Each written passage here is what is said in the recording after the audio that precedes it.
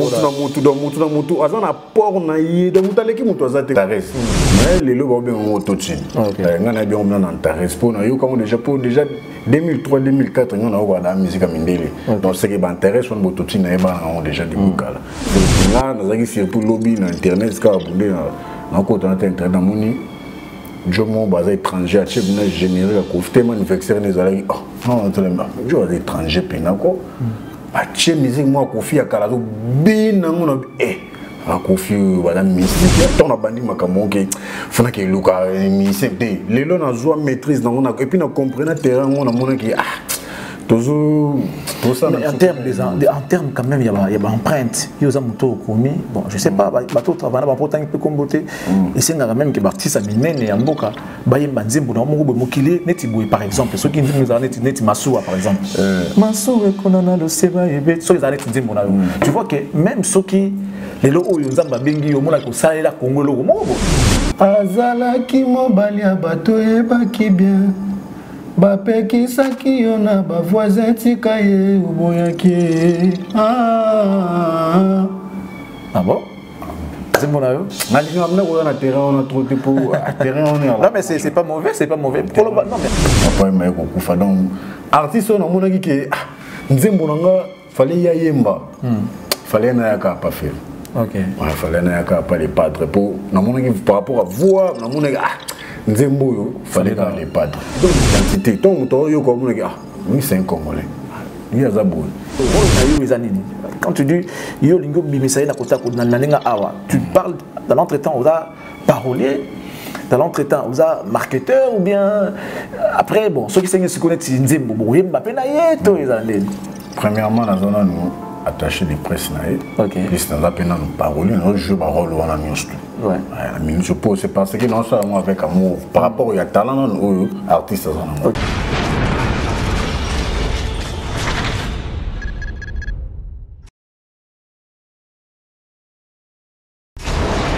et là ma on a écolo samona voilà roga missile na ningina loba oyekoya heya. Mesdames, Messieurs, vous êtes sur Cactus Télévision, la télé de l'excellence, et que vous suivez l'émission Impression. Nous vous souhaitons tous une très très bonne condition télévisuelle. Chers internautes, merci de nous choisir. Et nous, à notre tour, nous sommes très heureux de savoir que vous êtes là pour nous suivre. Comme je l'ai toujours dit, que le plus beau moment de ma vie est celui que je partage avec vous à travers mes émissions. Dans cette émission, on va parler de nos amis de la diaspora. Il y a des gens qui font la fierté de la République en étant en distance, en dehors de la République, mais ils font tout de même la fierté de notre beau pays.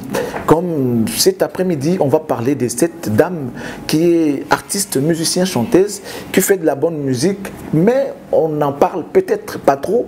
Aujourd'hui, on a eu l'occasion et l'opportunité de parler d'elle. Elle s'appelle Tiflor. Tiflor qui habite Europe. Elle est en Europe, mais elle fait de la musique qui résume en fait la culture congolaise, allais-je dire. Et aujourd'hui, elle mérite qu'on puisse quand même parler d'elle par rapport à ce qu'elle est en train de faire. Alors, on va ouvrir cette page d'actualité, mais bien avant, j'aimerais vous dire quelque chose. Tu as remarqué qu'il y a un mot dans biso, motema mabe comme makasi motema mabe. Muto ça la film ya vie na yo, mais atio figurant, il m'a jouer rôle principal. Bato ndenge mwana, alors ça la effort, ay ba vie no makasi pour mabe oyo salara, mais bolamu na yo, alors ça l'effort te ay bango. Alors aujourd'hui, je viens vous dire, madame, messieurs, frères, sœurs, so mon moutmo a bon contrôler vu no makasi. Alors baka mabe na yo, il faut tato la monnaie dans colo. Vous savez comment?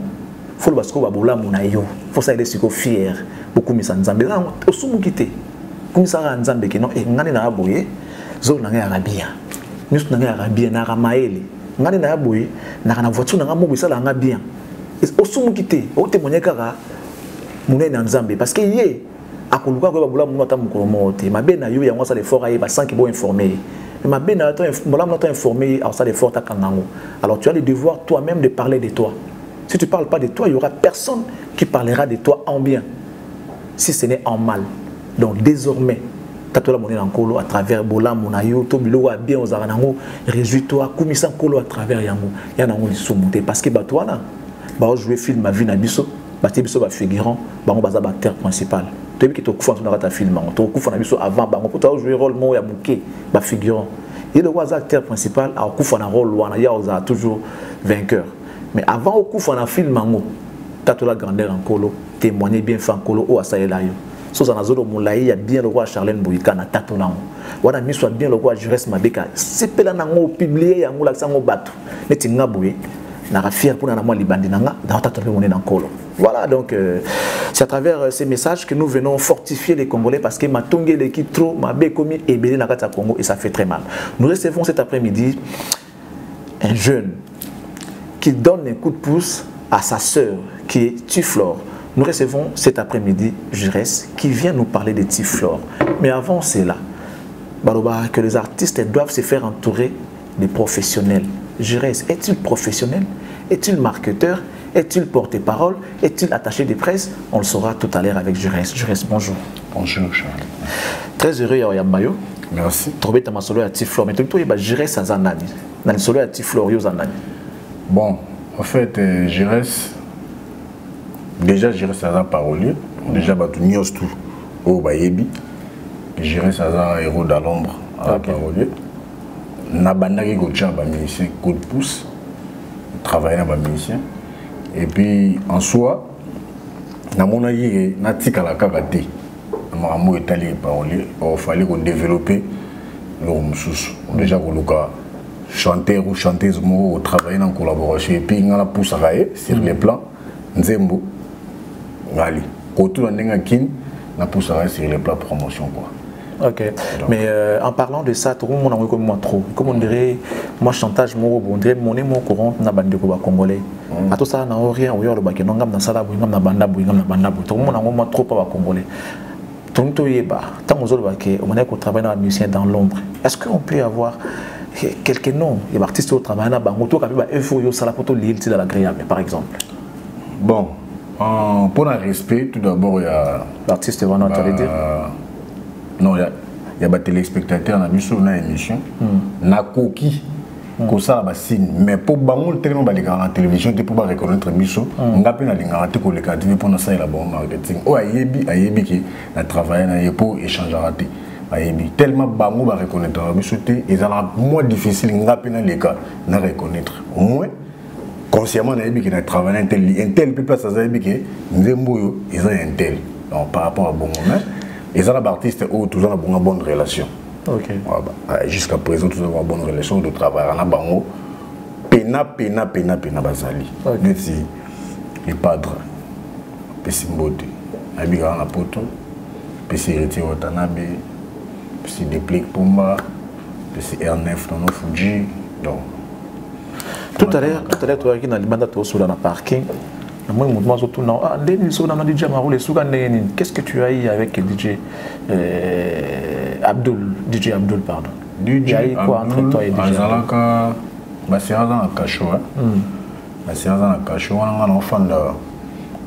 la prison, tu veux dire? Oui, c'est dans la prison. Tout ça là, on est nzembo moko.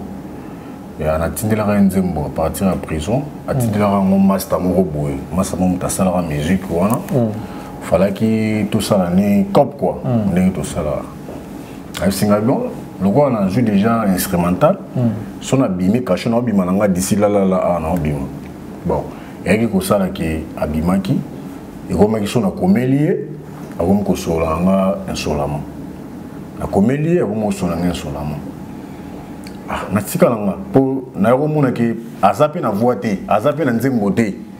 Namboko pour nayebi ata nzi moment te bon moi lingi na sala moins effort na boulot moi na zana ngo na chaye pour mais asola mabe après quand ba mikolo na ocho mona azo leka na chaîne na télévision azo gafé trop pour un artiste moi mnene bon nayebi te quoi lelo le kim tunyoso a mo journée audace ya oleka lobby na e on comprend.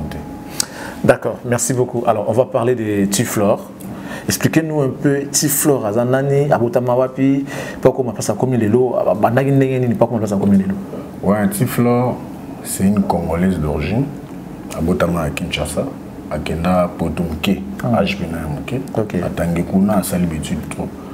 bon tellement azalaki na musique moto avec ça na poto grande sœur nae abandaki mingi ko exiger à ça la musique chrétienne à ça la pekutu nzembo moko déjà chrétienne gospel les carapé déjà mais tellement en soi azam artiste elle na bimisa oyo pena ya zaki na tango père son âme grande sœur aye ko tika mokili bon mona qui a continué kaka chemin na ye o azalé na moni aye ko sala album Léo et les bas premier album na seki Léo et les bas et marché qui tout tiré des kaka nzembo moko na kati album pourtant on a yenga pe na yena couleur nanga yepe na okuti na couleur na ye ngape na couleur nanga donc couleur nanga et vous allez après chanson rival ozobima ya zoko zo mali 16 ans ndé après chanson ndé nga pour mona que Tiflor na ba Kinshasa a olata couleur oyo batutu bazana mo ndenga Kinshasa le bas c'est le premier album. Ouais. Il y a Tiflor. Ouais, les hauts et les bas. Les hauts et les bas. Et contenant combien de titres? Il y a 7 titres. 7 titres. 7 titres. Dans 7 titres, c'est quand on a vu qu'il faut tirer carrément, c'est comme si un bon mais marche qui était. Donc bon. Carrément quoi. Bon, normalement na ndenga kin batu pena ba consommer qui ont été parce qu'il y avait personne ou à ko lobelango ou à ko bouger sirango. Mais il y a un moni tant to kutani to sololi qu'il faut travailler ensemble to tirer kaka nzembo o ngapena na santé qui na ninga ba Kinshasa et au sala qui va découvrir quoi mais to tirer rival voilà rival chanson rival ça passe déjà à peine la chaîne nous sommes les cadres dans la radio mais on ne peut pas je sais pas par rapport à droit d'auteur nous on ne peut pas balancer cette chanson na YouTube je crois que c'est un absolu droit d'auteur je ne sais pas si on va faire comment mais bon on va juste illustrer attends illustration car pour moi on a ndengeni artiste na bino évoluer on va demander à Jordan Kambala de pouvoir nous illustrer pendant que nous sommes en train de parler de Tiflor, va illustrer biso rival wana question de donner l'image à ceux-là qui n'ont pas encore connu cet artiste qui fait du bon boulot, va comprendre neni a okende. Alors le temps on dit que ceux qui rival et bête bon mon couleur na yo là tapé maintenant sur balati ça veut dire quoi? Si alors mon couleur au plaisir Kinshasa pour souci na ngezani kin et découvrir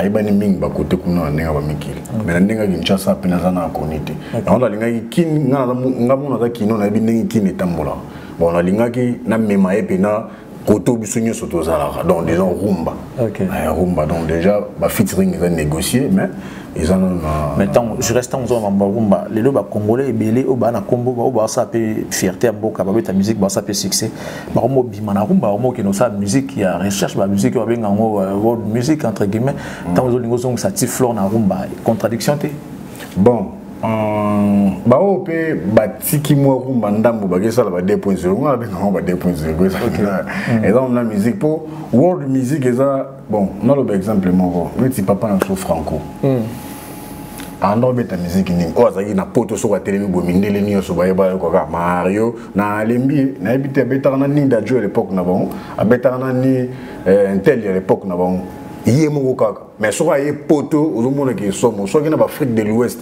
ti lelo ngaku na kamo na ko musique à défaut na film nigérien ba chenzi mo défaut na film na otala j'ai été étonné des fois peu à ça la world music mais ba chenzi na nigérien ndengni donc le les complexe mon boye artiste na biso ya génération balingi ba chabiso na mutu on dirait faut ko beta na français mo boye faut beta na tellement pour musique ne comme world music non bon yusundo bon manu di bang basala ba featuring na banane pour musique na mo comme world ezara ki rumba oyo toko ko comme sango na minutage moko réduite et puis l'équipe na ba chaîne nyonso ba tout ba lexa musique et puis comme na world et comme dans la musique du monde et ça on te faut au bêta tout bon franco à bêta tout taboulé à bêta tout.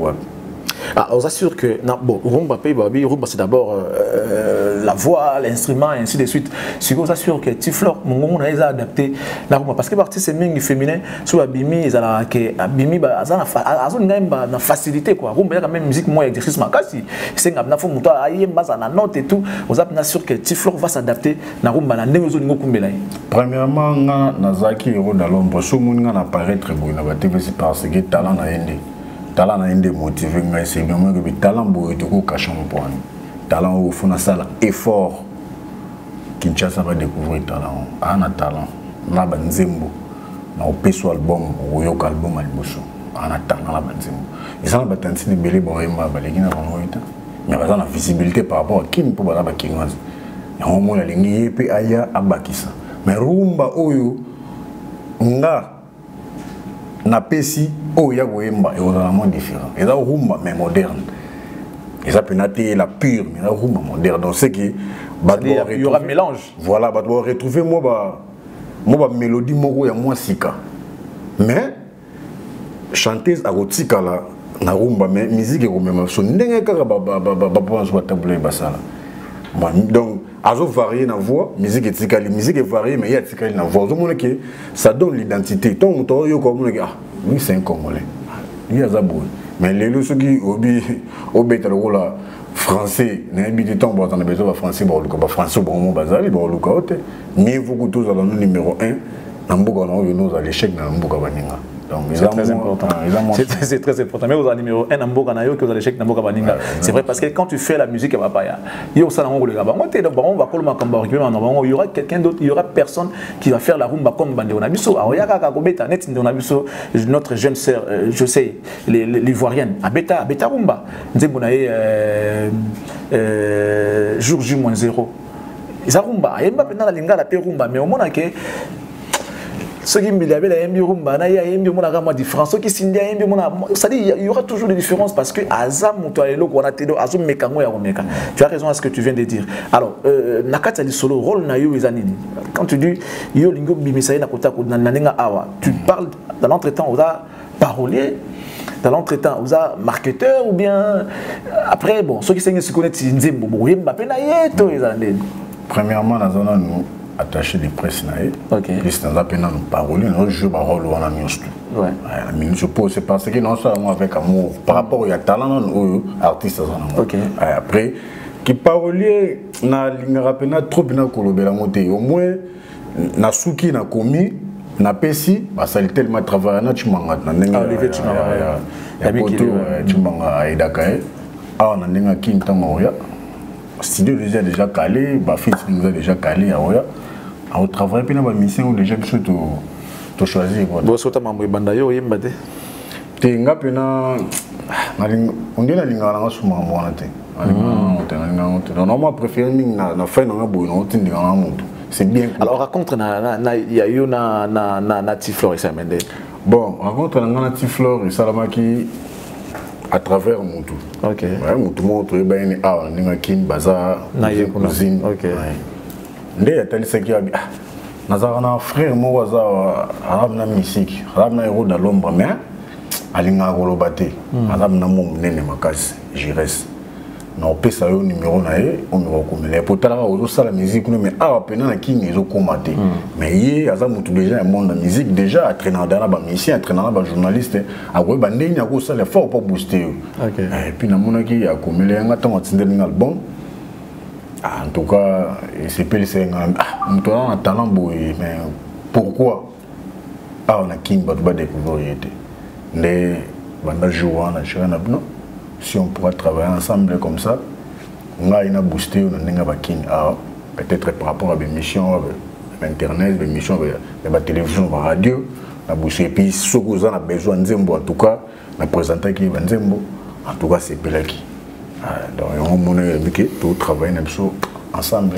Il y a un aspect les lots aux autres ça va de pair avec la musique, c'est l'internet. Ouais. C'est-à-dire on ne peut pas parler de la musique sans parler de l'internet. Ouais. C'est-à-dire tout s'est fait aujourd'hui en ligne. Tout est ça en ligne. Et la vente est commise en ligne.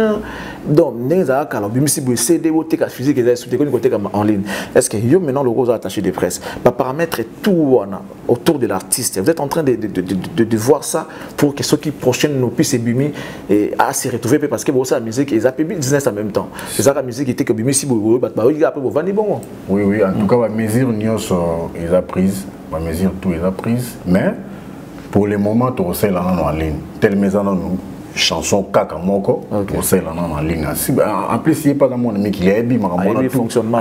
Donc, déjà, nous sommes dans la plateforme.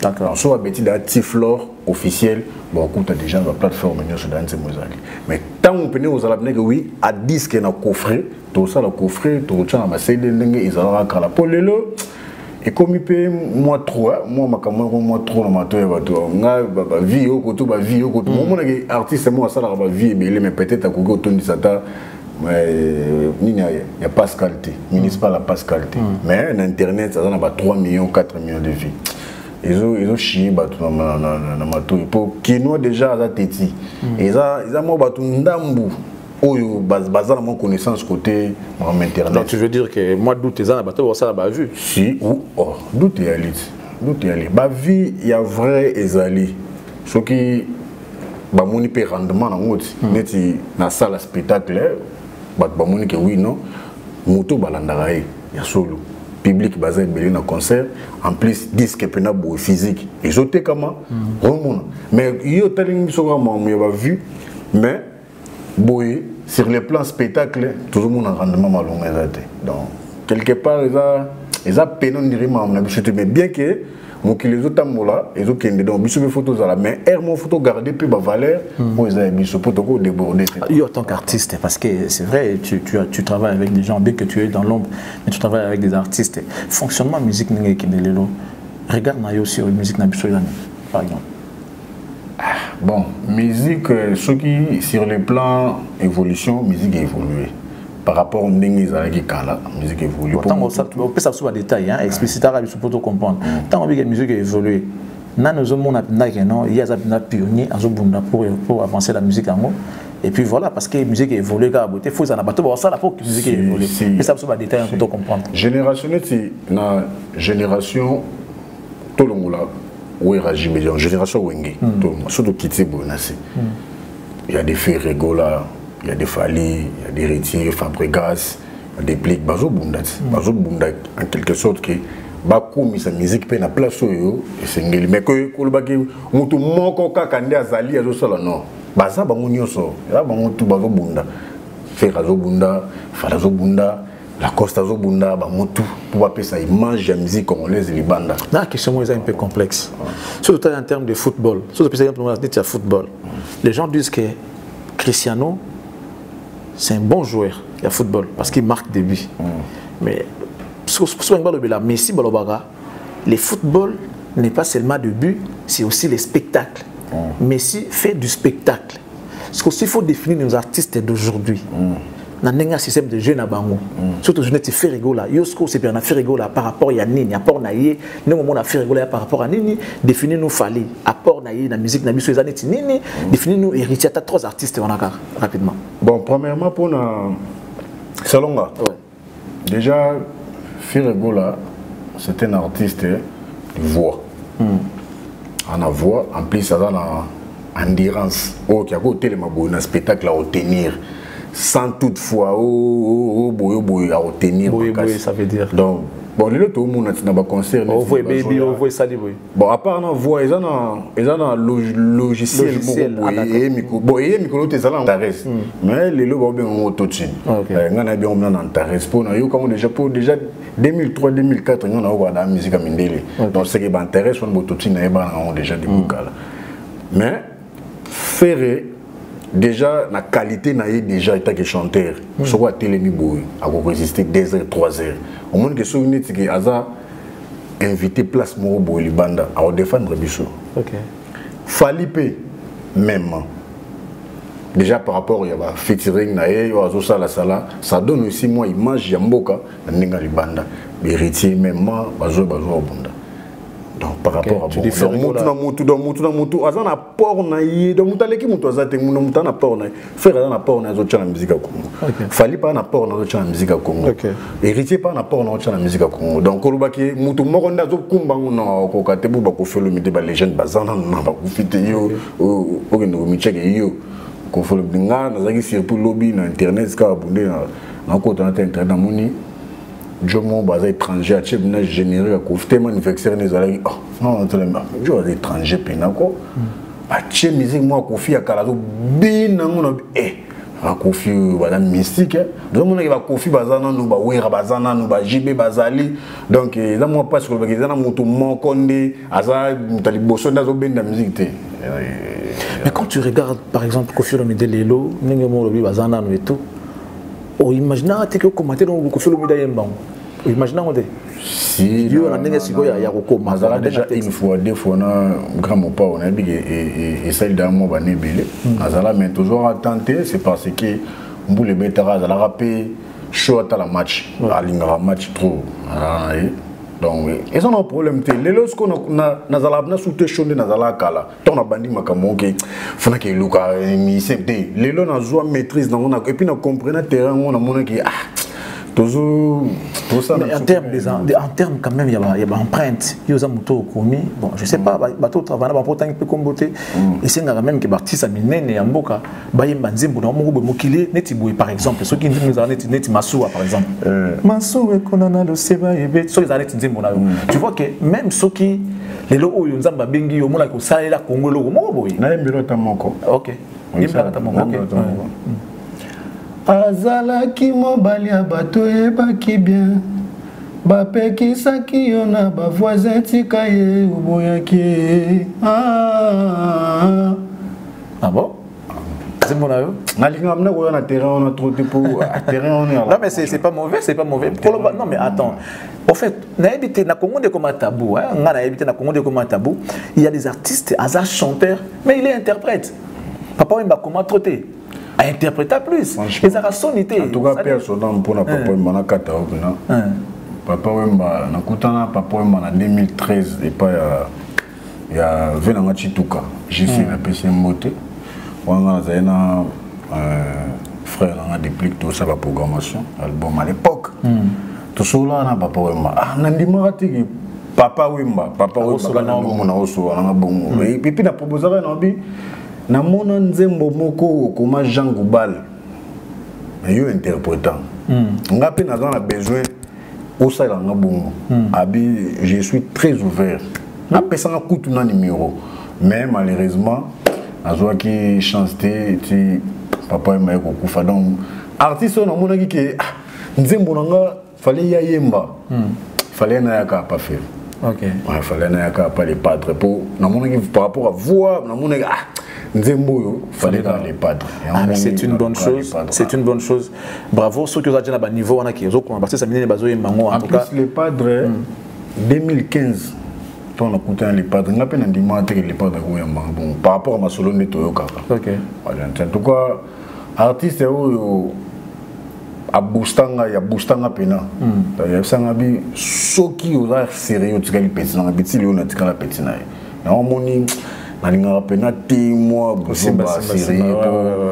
pour Adam na vieux mogo aibo solo Adam na social. C'est un monsieur bien, Ferrego, là, que nous saluons à travers cette émission. Jésus des nuances, les padres. Beaucoup de choses se préparent autour de cet artiste. Cet album Harmonie s'annonce avec beaucoup de surprises. On parlera également des dynasties, dont on est en train de voir les pourparlers entre Weranson, si possible avec Ferrego, là, pour que Weranson puisse intervenir dans l'album Dynastie. Je vous confirme qu'on a eu à faire des histoires comme ça, mais on attend la suite. On attend du concret pour vous informer. Au moment opportun, vous aurez l'information sur Weranson. Mais déjà, pour vous dire vrai, Weranson est ouvert. Il reste ouvert. Ça demande qu'à Ferrego de pouvoir faire un pas vers son grand frère pour qu'il puisse participer dans l'album Dynastie valablement. Alors, nous nous acheminons vers la fin, Gérès. Tiflor, Kinshasa Royate. Les 16, non, nous ne pouvons pas retenir. En tout cas, passage, nous ne pouvons pas retenir que les 16 juillet où. OK. On a les 14 là. Oui. Dans 2 jours. Oui, dans 2 jours. Jour J-2. La plateforme, nous va taper à Tiflor. OK. Bon, écoute, on a Nzembo, ils ont la clip après. Il y a des rivales. Mais oui, chansons on est rivales. Zouk. Les chansons moi Zouk, ils ont qui toquent ma casse. Donc il faut pénal que ça l'effort. Il faut pénal que ça l'effort, que ça l'effort, que taper Tiflor officiel dans la plateforme Nyonso. Bon, écoute, Nzembo déjà ils ont. Donc Batouba retenir que le 16. Si dans l'équipe émission mon nene ou ma casse pour nous qui Batouba Rolandanga par Charlie Prince. Naibiki Yuzo Landana Palais. Au moni déjà trop. Retenir que date est à les 16. Sortie officielle et Nzembo. Chanson rivale. Déjà, Tiflor Mac une plateforme pour Nzembo. Donc après artiste Aroya na Kin pour 2 semaines. Okay. Pour date c'est déjà calé mais na confirmé on était. Mais déjà na coulisses date c'est déjà calé. On commence déjà dans 2 semaines. Regarde, à Célici va featuring Wana, à clipper des chansons au salon featuring à Pazongi. On attend l'arrivée de l'artiste. En tout cas, nous restons ouverts hein, pour tous les artistes, mais particulièrement Natiflore. C'est un plaisir de nous accorder cette opportunité de parler de cet artiste qu'on n'a jamais vu, qu'on n'a jamais connu, et ça sera peut-être ça ne sera pas peut-être la dernière fois qu'on puisse parler d'elle. Aujourd'hui, si jamais il y a l'information concernant l'artiste Natiflore, nous sommes ouverts, nous restons ouverts pour en parler, pour faire la promotion de l'artiste. Et nous te promettons notre soutien, et en tout cas on va le faire comme ça. Autour au Sala, contactez Bisso à travers Jires, moi autour Sala pour que des pays sous du Bosso et ça la Bisso plaisir. On va chuter peut-être un dans le poteau au Cabana Bisso. Napesi bambote na nga mingi na artiste du moment Natiflore na bika Holanda.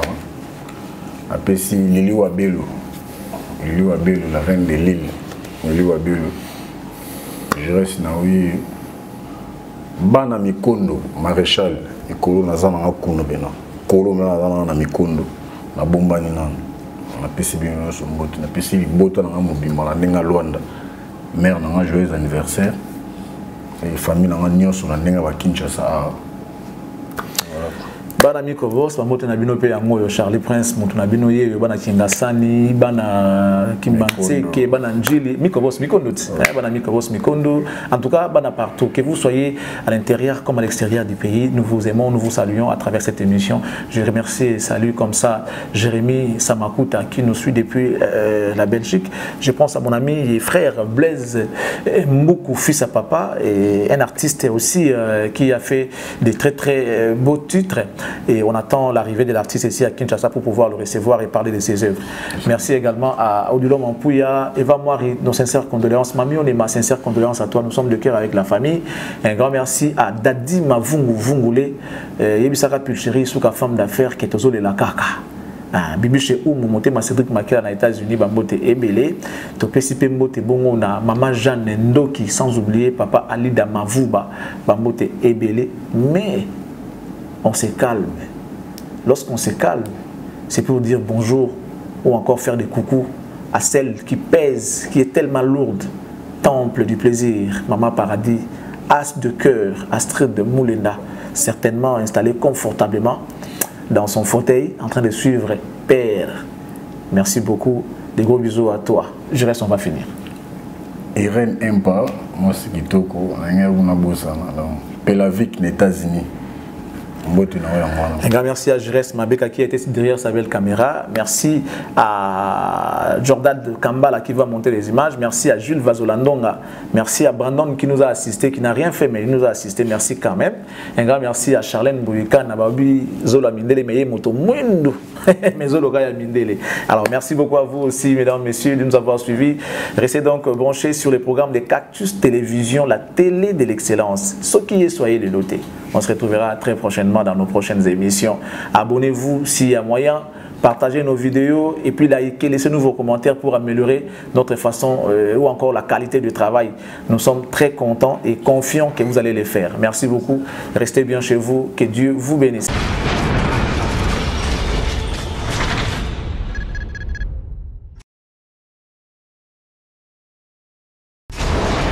Hela, ma, on a ekolo samona boala, roga missile, na ningina loba, oye koya, heya.